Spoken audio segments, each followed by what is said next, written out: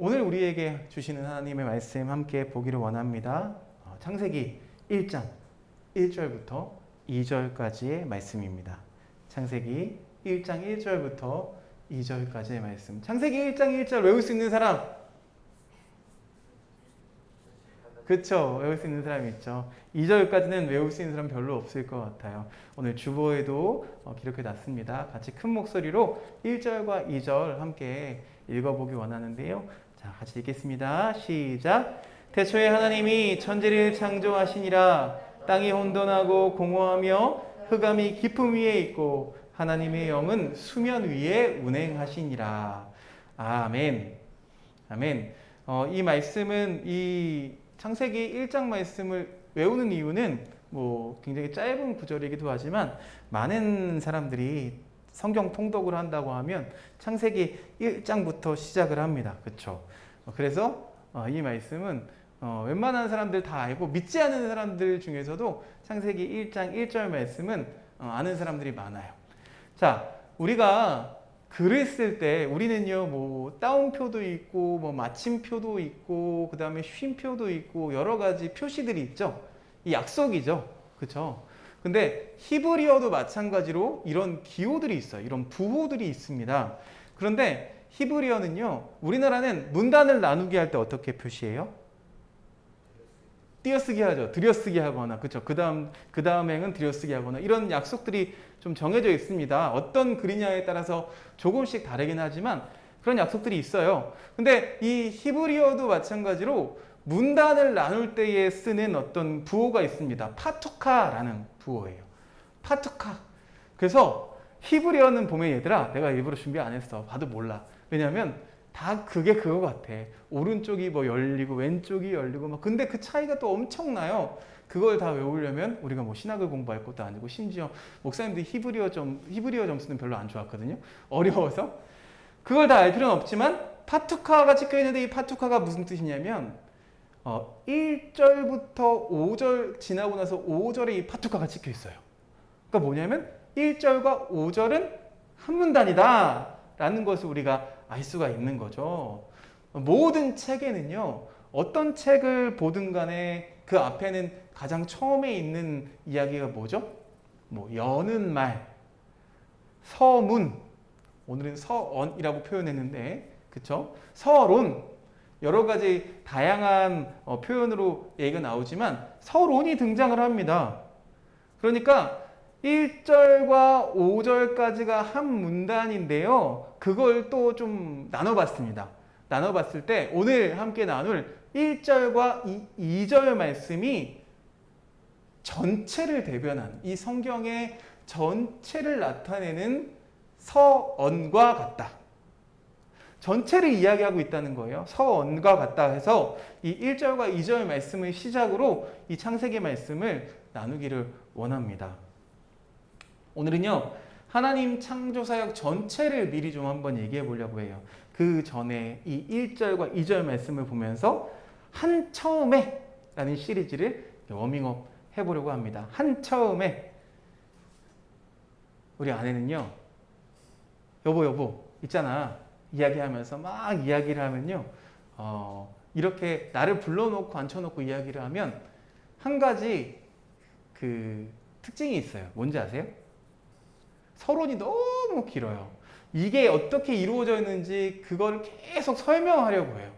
그러면 심지어 서론이 한 30분 얘기할 때도 있어. 내가 원하는 건 뭐예요? 그래서 결론이 뭔데? 본론이 뭔데? 라고 물어봐요. 중간에 끊고, 너무 길어지면 끊고 본론에 대해서 물어봐요.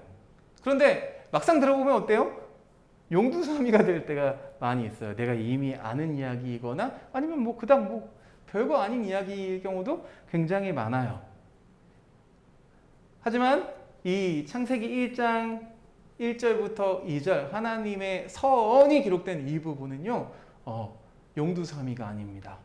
이 안에 많은 것이 담겨 있어요. 옛날에 여러분 그런 얘기 들어봤죠? 우리가 지금은 우리가 한글을 배우지만 옛날에는 뭘 배웠어요? 우리나라가? 한자를 배웠죠. 한문을 배웠습니다. 그러면 뭘 배워요? 하늘, 천, 땅, 지. 이거 알아요, 여러분? 이거 알면 옛날 사람인가? 옛날 사람이구나. 희재가 고개를 제대로 끄덕이는데. 그렇죠? 옛날 사람인 제가 하늘, 천, 땅, 지, 거물, 현, 누를, 황 뭐 이런 게 있습니다. 그런데 그냥 외우기만 하는 거예요. 그냥 외우기만 하는데 어떤 한 사람이 어떤 한 그 제자가 궁금한 거야. 하늘에 대해서 궁금하잖아요. 하늘에 대해서 물어보면서 그렇게 10년을 보내고. 그래서 하늘 천자를 배우는데 10년이 걸린 거예요. 그 다음에 땅지 하는데 땅지 그냥 외우면 될 것 같은데 그냥 외워 했는데 그 땅에 대해 궁금한 게 너무 많아서 또 10년을 보냈어요. 20년을 두 글자만 배운 거죠. 그리고 나서 수염이 덥수룩 길어서 내려왔는데 어떻게 됐을까요? 이 사람은 하늘과 땅의 모든 것들을 배운 거예요. 글씨는 두 글자밖에 모르지만 많은 이치들을 배웠습니다. 20년 동안. 자, 오늘 1장 1절 다시 한번 읽어볼까요? 1장 1절 태초에 하나님이 천지를 창조하셨대요. 하나님은 만물을 지으신 창조주이십니다. 믿으십니까? 믿으십니까? 이거 못 믿을 수도 있어요. 그래요. 솔직하게 대답하면 돼요. 자, 히브리어로 창조하다라는 동사는 바라라는 뜻입니다. 바라. 근데 이 동사는요, 이 히브리어는요, 오직 하나님의 활동만을 묘사하는 단어입니다. 다른 사람이나 사물한테 쓰지 않아요. 하나님을 표현할 때, 하나님이 창조하셨다, 하나님이 만드셨다라는 걸 표현할 때만 이 바라라는 말을 쓰는데, 이 바라라는 말에서 파생한 말이 뭐냐면 버이라. 이건 무슨 뜻이냐면 유난히 새롭고 특별한 일. 유난히 새롭고 특별한 일을 의미합니다. 그래서 이 동사가 이렇게 파생됐으니까 아마도 유난히 새롭고 특별한 일이 일어나는데 그것이 바로 아무것도 없었는데 그러니까 무로부터 뭔가가 만들어졌다, 창조되었다 라고 유추하는 사람들이 많아요. 여러분 어때요? 하나님이 세상을 창조하셨을 때 무에서부터 시작했을까요? 유에서부터 시작됐을까요? 희주야 어때? 무에서부터 시작됐을 것 같아요. 저 지금 이야기하는 거 보니까 유난히 새롭고 특별한 일이라면서 그러면 이거는 무에서부터 시작된 게 맞지 않을까라고 누구나 다 생각한다는 거죠. 그런데 과연 하나님이 아무것도 없었던 무의 상태에서 처음으로 뭔가를 만들어 내신 것일까요? 그 2절에 적혀 있어요. 바로 뒷절에 아니죠. 자, 빛을 창조하기 이전에 이후에 3절부터는 빛을 창조하죠. 그 빛을 창조하기 이전에도 2절에 보니까 무언가가 존재하고 있었어요. 하나님은요, 세계 내에 우리가 알고 있는 이 세계 내의 존재를 창조하셨을 뿐만 아니라 세계 밖의 존재자도 창조하셨습니다. 그러니까 뭐예요? 지구의 근원뿐만 아니라 우주의 근원이 다 하나님이시라는 거예요. 근데 우리가 착각하죠. 그러니까 우리는 우리의 시선에서 내가 밟고 있는 땅, 내가 이고 있는 이 하늘을 생각하면서 이 안에서 아무것도 없었는데 하나님이 뭔가를 뚝딱 하고 만들어내신 것 같아. 그런데 그렇지가 않다는 거예요. 그 이전부터 무언가가 있었다는 거예요. 자, 하나님이 천지를 창조하셨느니라 이 말을 풀었으면 하나님이 하늘을 지으시고 또 어디를 지으신 거예요? 땅을 지으셨다는 뜻이죠. 그러니까 우리가 이고 있는 하늘이 하나님이 지으신 하늘이고 우리가 또 딛고 있는 땅이 안 들려? 미안해. 너네 왜 그래? 갑자기 소리를 내서. 하나님이 만드신 땅인 거죠. 자, 구약 성경은 히브리어로 기록되어 있다 그랬어요. 히브리어.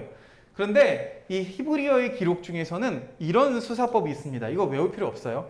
메리스무스라는 수사법을 종종 사용합니다. 이게 뭐냐면 어떤 사물의 양 끝점을 찍는 거죠. 여기부터 여기까지. 이거 하잖아, 니네. 옆 사람한테. 요즘에는 책상이 있다. 혼자씩 있으니까. 옛날에는 책상 둘이 있었거든요. 그러면 야, 여기서부터 여기까지 내 거야. 넘어오지 마. 이게 금긋잖아요. 여기서부터 여기까지 이게 메리스무스라는 수사법이에요. 그러니까 그 극점, 끝과 끝 그 사이에 있는 그 내용물을 전부 다 포함하면서 한꺼번에 뭉뚱그려내는 기법이죠. 그러니까 하늘과 땅, 이 말은 뭐예요? 하늘부터 땅까지 그 안에 있는 모든 것들, 가장 높은 지향점과 가장 낮은 지점을 연결해서 그걸 지칭함으로써 그 중간에 있는 모든 피조물들을 뭉뚱그려서 포함하고 있다는 거죠. 그래서 우리가 같이 주기도문을 외울 때 보면은 어떤 기도가 있어요? 뜻이 하늘에서 이룬 것 같이 땅에서도 이루어지이다 라는 구절이 나오죠. 여기서도 하늘과 땅이 나오는 거예요. 여러분, 하늘과 땅은 분리되어 있어요. 그렇죠? 나눠져 있어요. 하늘은 이미 이 주기도문만 보면은 이미 완성되었는데 땅은 아직 미완성인 상태죠. 창세기를 보면은요, 하나님이 그런데 천지를, 하늘과 땅을 하나로 뭉뚱그려서 창조하셨다는 거예요. 하나로 뭉뚱그려서 창조하셨다. 그러니까 창세기의 시작이 창조고요. 자, 성경 마지막에 요한계시록의 끝도 뭐라고요? 새로운 창조라는 거예요. 여러분, 이것만 봐도 이게 하나로 다 연결되어 있음을 우리가 알 수가 있죠. 그래서 저는요, 태초에라는 말 대신에 한처음에라는 말을 사용해 봤습니다. 한처음에. 이걸 번역하면, 태초에 이 말을 번역하면 버레쉬트, 히브리어로. 그런데 이 단어에는요, 정관사가 없대요. 정관사가 없어요. 그러니까 이 처음이라는 시점을 사람이 인식할 수가 없다는 거예요. 사람이 인식할 수가 없으니까 그냥 어떤, 우리가 알 수 없는 어떤 한 처음에 라는 말을 써봤어요. 우리가 알 수 없는 그 순간에 만물이 하나님께로 말미암아서 생겨났고 또 그것이 결국에는 하나님께로 귀결된다는, 끝이 난다는 그런 뜻이에요. 여러분, 이런 창조를 믿는, 하나님의 창조를 믿는 신앙을 뭐라고 부르냐면요, 따라해 봅시다. 창조신앙. 창조신앙이라고 부릅니다. 창조신학이 아니라요, 창조신앙. 근데 여러분 생각해 볼게요. 성경을 작성했던, 성경을 썼던 사람들은요, 고대 근동에, 우리 그때 배웠죠. 우리 그 주비전 스토리 교회 가서 근동이 뭐예요? 동쪽에서 가까운 곳, 그쵸? 그 근동의 여러 민족들 가운데서 나그네로 살아가던 사람들이었어요. 그걸 쓴 사람들이, 성경을 쓴 사람들이요. 이 나그네로 살아가는 사람들, 그러니까 고향을 잃어버린 사람들이었다는 거죠. 유대인들의 당시 지배하던 나라가 있었는데 그게 어떤 나라냐면 신바빌로니아 제국, 그리고 페르시아 제국. 들어봤지? 페르시아 제국이었어요. 이 제국의 권력자들은요, 여러분, 문명이 있는 곳에는 반드시 역사, 뿌리를 찾으려는 노력이 수반이 됩니다. 그래서 어떤 걸 가르쳤냐면 에누마 엘리시나 길가메시 서사. 여러분, 길가메시 들어봤죠? 길가메시 아는 사람 어디서 봤어? 책에서? 와, 나는 이터널스에서 얘기할 줄 알았는데 책에서 봤대. 대단하다. 길가메시 서사나 에누마 엘리시 서사가요, 이 사람들이 이걸 교과서처럼 만들어가지고 많은 사람들한테 교육을 했어요. 백성들한테 교육했어요. 야, 이게 우리의 뿌리야! 라고 이야기하면서. 문명이 있는 곳에는 반드시 역사가 있죠. 또 그 역사를 교육합니다. 전수합니다. 근데 에누마 엘리시라는 이 경전을 보면은요, 이 뭐냐면 신들의 전쟁이 나와요. 우리가 알고 있는 그리스 로마 신화도 비슷하죠. 신들이 막 전쟁하며 싸웁니다. 알죠? 제우스도 싸우고요. 막 누구한테 저주를 하고, 그 다음에 누구끼리 싸우고, 그래서 뭐 나왔는데 누가 나왔고, 뭐 이런 식으로 진행이 됩니다. 그러나 성경은요, 이것과는 성격이 완전 다르다는 거죠. 이 에누마 엘리시나 뭐 길가메시 서사 이런 것과는 전혀 성격이 달라요. 뭐냐면 신들이 전쟁에서 뭔가가 이루어진 게 아니라 세상이 하나님의 말씀으로 창조되었다고 선포해요. 그러니까 에누마 엘리시나 뭐 이런 길가메시 서사랑 가장 큰 차이는 바로 여기에 있는 거예요. 그러니까 힘 있는 사람들은요, 제국의 권력자들은, 그러니까 신들이 어떤 투쟁을 해서, 그러니까 싸움에서 세상이 비롯됐다라고 이야기를 하지만 성경은 뭐라고 설명해요? 폭력이 아니야. 이 세계가 폭력이 아니라 하나님의 말씀으로 창조되었어 라고 이야기를 합니다. 근데 생각해 볼게요, 여러분. 내가 만약에 고대 근동에서 이 성경을 근거로 창조신앙을 가지고 있던 사람이었다면 당시에 어떤 취급을 당했을까요? 어떤 취급을 당했을까? 이 배워먹지도 못하는 어디서 이상한 걸 듣고 와가지고 이게 야! 세상은 그냥 말이야 신들이 막 전쟁하면서 이렇게 이루어지고 이렇게 이루어진 거야. 너 안 배웠어? 그것도 안 배웠어? 라고 말할 거예요. 그렇죠? 그러니까 창조신앙을 가지고 살아간다는 것은 굉장히 어려운 일이었어요. 여러분 근데 지금 굉장히 많은 시간이 흘렀음에도 불구하고 이와 같은 상황이 달라진 게 없어요. 달라진 게 없어요. 그렇죠? 우리가 살아가고 있는 이 현대사회에서도요, 교회가 창조신앙을 막 선포하는 것이 여러분 이 현대사회의 지배자들한테 어떤 메시지를 던지고 있는지 우리가 체크를 해봐야 돼요. 과연 어떤 메시지를 던지고 있을까? 세상은요, 역사는 승자의 역사입니다. 승자의 역사. 그러니까 이긴 사람, 권력이 정의가 되는 거예요. 힘이 있으면 그게 정의가 되는 거예요. 또 그렇게 가르칩니다. 근데 그러나 그 속에서 뭐예요? 반폭력 사상, 또 반전 평화 사상, 그거 모든 것들의 토대가 되고 있는 비폭력 저항 운동의 기초를 제공하고 있는 것이 바로 창조 신앙입니다. 오늘날 우리 교회들의 이 창조 신앙의 고백이 과연 이 억압받고 이 권력에 의해서 눌려진 이 사람들에게 어떤 연대의 고리로 작용하고 있는가를 봐야 돼요. 근데 그 힘이 미비한 것 같아요. 너무나 미비해요. 자, 2절 말씀을 볼게요. 2절 앞에 보면요. 맨 앞에 보면 땅이 나와요. 땅이 혼돈하며. 그런데 여러분 여기 약간 오류가 있는 것 같아요. 왜냐하면 그 다음에 창조 사역이 본격적으로 등장할 때 가장 먼저 만든 게 뭐예요? 빛이 있으라. 빛을 먼저 만들었죠. 그러면 뭐야? 땅이 창조하기 이전에도 있었던 거 아니야? 라고 생각하기 쉽습니다. 그러니까 땅은 저기 10절에나 가야지 그때에서 비로소 등장을 합니다. 그런데 2절에 나오는 땅은 그럼 무슨 의미지? 근데 2절에 나오는 땅은 여러분 순서를 말하는 것이 아니라 성경의 모든 주제가 땅에 쏠려 있다는 것을 말해주고 있는 거예요. 성경은요, 하늘에 대해서 많은 것을 다루지 않아요. 중간중간 그 비밀에 대해서 이야기는 하지만 주로 땅의 이야기가 있다는 겁니다. 그러니까 이 배경에 대해서 이야기를 해주고 있는 거예요. 하나님이 창조하시기 이전의 땅은 어땠다고요? 혼돈하고 공허했다라고 표현합니다. 그러니까 이 말은 아직 땅이 없었다는 거예요.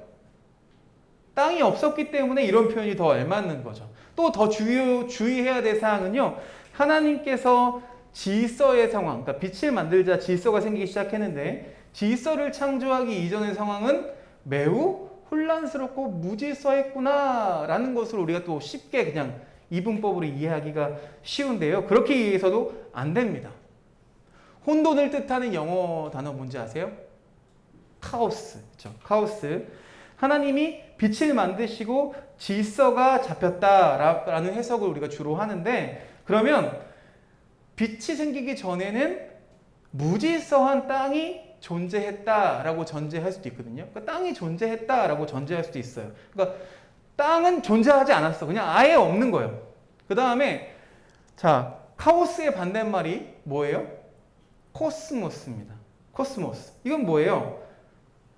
요한복음에는 코스모스가 세상으로 번역이 되죠. 그래서 코스모스라는 단어가 어떤 도시국가의 질서를 가리키는데 세상 사람들은요 이렇게 생각해요. 도시는 굉장히 질서정연하고 자연은 무질서해. 그러니까 이 해석은요 도시의 지배자들이 생각한 해석이죠. 그렇죠? 우리의 입장에서 생각했을 때 봤던 이데올로기입니다. 그냥 땅이 없었다라고 이해하면 돼요. 그냥 배경이 땅이다라고 이해하면 돼요. 자, 이것을 더 보충해서 설명해 주는 게 바로 어둠입니다. 어둠은 기품의 표면 위에 있었다. 빛은 여러분 시간을 흐르게 하죠. 그렇죠? 그럼 빛이 없는 어둠은 시간이 없죠. 시간이 없는 상황을 말합니다. 근데 기품은요, 여러분 우리가 물속에 들어갈 때 얕은 물속에 들어가면 밑에 보여요, 안 보여요? 보이죠. 얕은 물속은 보여요. 그렇죠? 바닥이 보이는데 깊은 물에 가면 바닥 보여요, 안 보여요? 안 보여요. 그런 깊음을 말하는 거예요. 바닥이 어딘지도 몰라. 깊은 공간, 바닥이 없는 상태로 있는 그런 공간. 여러분, 어려운 얘기인데 시간과 공간이 있으면 이게 몇 차원의 세계입니까? 3차원의 세계. 너희들이 있는 곳. 여기는 시간, 지금 몇 시야? 자, 12시가 거의 다 됐네. 12시 2분 전에 시간에 여기 신갈동, 그쵸? 세천년 16번지 3-10번지 크로버 빌딩 2층에 지금 있어요, 여러분. 2층 중고등부실에 장소라는 개념이 있죠. 이거는 3차원 세계에 우리가 있는 거예요. 3차원 세계에 있는 건데, 여러분, 이 시간과, 시간과 그 다음에 공간적인 게 없다면은 여러분 무슨 차원이에요? 3차원이 아닌 거죠. 다른 차원인 거죠. 그래서 기품으로 번역된 말, 터홈이란 말이 성경에 31회나 나오는데 주로 바다를 가리킵니다. 당시 사람들은요, 바다는 꼭 그런 곳 같았어요. 그 먼 바다, 깊은 바다는 보이지가 않잖아요. 어디가 근원인지 어디가 밑인지 알 수가 없는 그런 곳. 그래서 물샘의 근원을 보통 의미했습니다. 근데 이게 여러분 이것을 대양, 그러니까 어떤 바다로 채용해가지고 그 우주 만물을 지탱하는 한 요소로 가지고 와가지고 에누마 엘리시에서 마르둑이라는 남신이 티아마트 여신을 죽여가지고 그 몸으로 땅과 하늘을 만들었다라고 기록하고 있습니다. 그러니까 하나님의 영이 혼돈이라는 어떤 괴물과 싸워서 그 싸움의 결과로 우리가 알고 있는 질서 정연한 우주가 생겨났다라고 주장하는 사람들도 있는데 이게 에누마 엘리시랑 다를 게 없다는 거예요. 그렇죠? 결코 싸움이 있지 않았다는 거죠. 그러니까 1장 2절은요. 아까 말했던 그 기품, 터홈이라는 말은 제국의 최고 여신이었던 이 티아마트를 다 어둠에 휩싸여 버려서 인지할 수 없는 비존재자. 그러니까 니들이 믿고 있는, 니들이 생각하는 땅이나 하늘, 이 존재, 이 티아마트라는 여신조차도 다 이미 어둠에 쌓여 있어서 그 존재 자체가 없는 거야. 비존재야. 라고 선언하고 있는 거예요. 당시 가지고 있던 사상들을 완전하게 비틀어버리고 완전하게 새롭게 리셋하는 그런 이야기가 이 창조 기사 이야기입니다. 3차원의 세계, 시간과 공간이 만들어진 이 3차원의 세계가 시작되기 이전에 여러분 뭐가 있었냐면, 그러면 무엇이 있었냐면 바로 하나님의 영이 있었다는 거예요. 뭐라고 기록되어 있어요? 하나님의 영이 수면에 운행하시니라. 하나님의 영 뭐예요? 우리가 뭐라고 얘기해요? 두 글자로. 세 글자라도 말할 수 있겠다. 성령, 그쵸? 성령님, 이 루하흐라는 말, 정확한 루하흐야. 이 말이 주로 바람으로 번역될 때가 많습니다. 그래서 홍해가 갈라질 때 동쪽에서 바람이 막 불어와서 바다를 가르고, 또 광야에서 불평하는 이스라엘 백성들한테 이 바람이 막 날아오는데 거기 메추라기를 실어서 날아다 줘요. 그러니까 하나님 그때 다 이런 이 루아흐라는 말을 썼거든요. 그래서 뭐예요? 하나님의 영은 하나님의 뜻을 실행하는 힘이었어요. 권세였어요. 우리말로 하면은 이게 사실 뭐 기나 기운에 더 가까운 것 같아요. 영이라고 하면 우리가 좀 귀신을 생각하는 경향이 있습니다. 왜냐하면 우리가 일본의 문화를 받아서 좀 그렇게 생각하는 경향이 있어요. 그래서 이 히브리어의 루아흐, 이것을 나중에 70인역 번역될 때는요 푸뉴마라고 번역합니다. 그래서 하기오스라는 형용사를 붙여서 우리말로 성령이라고 번역하죠. 성령. 하나님의 기운이 여러분 무언가를 만들기 이전부터 존재하고 있었다는 거예요. 하나님의 기운이 수면 위에 운행하고 있다. 그리고 물이라는 물질이 등장하죠. 그러니까 물이라는 물질과 하나님의 영이 같이 존재하고 있었다. 그러니까 창조되기 전에 있었던 것 두 개를 골라보라면 뭘 고를 수 있다고요? 하나는 성령, 그리고 물. 이 두 가지를 얘기할 수 있겠죠. 그러니까 전혀 아무것도 없는 상태에서 무언가가 만들어진 게 아니라는 거예요. 창조 이전에, 빛을 창조하기 이전에도 물이 있었고 성령께서 그 위를 운행하셨대요. 그런데 운행이라는 동사를 살펴보니까 독수리가 날개를 힘차게 펄럭거리며 공기를 세차게 막 떠는데, 여러분 이게 어떤 거냐면 고통이 너무 심해서, 야 코로나 걸려서 고열 걸려본 사람, 고열. 여태까지 살아가 보면서 고열 들어본 적 없어요? 나 고열, 나도 있어. 나 열나면 나 되게 힘들어해요. 열나면 막 어떻게 돼요? 몸이 막 으드드드드드 떨리면서 사시나무 떨리듯이 막 떨리잖아요. 춥고, 그쵸? 별로 집을 따뜻하게 해놔도 막 추워가지고 달달달달 떨잖아요. 그러니까 삭신이 쑤시고 온몸이 막 사시나무처럼 떠는 모습을 가리킨대요. 그런 상황인 거예요. 운행한다는 게 그렇게 운행하고 있는 거예요. 자, 이렇게 여러분 우리가 정확하게 알아야 될 것은, 이 창조하시기 이전부터 물도 중요하지만 무엇이 있었다고요? 성령이 등장한다는 거예요. 성령께서 여러분 하나님의 창조 사역에 참여해서 하나님이 말씀하시면 그 말씀이 무언가를 실행하고 있었다는 거죠. 성령이 말씀을 따라 창조하셨기 때문에 여러분 온 우주는, 우리가 찬양했던 것처럼 참 아름다워라 주님의 세계는, 온 우주는 성령으로 가득 차 있습니다. 나무나 풀이나 흙이나 동물이나 사람이나 모든 피조물이 성령께서 그 말씀을 수행함으로부터 생겨난 것이기 때문에 성령이 어디에나 깃들여져 있다는 거예요. 하나님의 영이 어디에나 깃들여져 있다는 거죠. 자, 신약성경 보면 오순절 다락방에 성령께서 임하십니다. 그런데 이게 인간에게만 나타나는 특별한 사건인가요? 그러면 아니죠. 저는 가상계인 비서이며 실제 사람은 아니에요. 하지만 모든 곳에, 온 천지 만물에 가득 차 있다는 거예요. 성령은 사람에게 작용할 뿐만 아니라 모든 존재하는 것들에 작용하셔서 우주 만물에 하나님의 섭리하신 대로 그 모든 것들을 이끌어 가신다는 거죠. 그러니까 모든 것은 하나님의 예정 안에, 하나님의 모든 섭리 안에 이루어지고 있다는 거예요.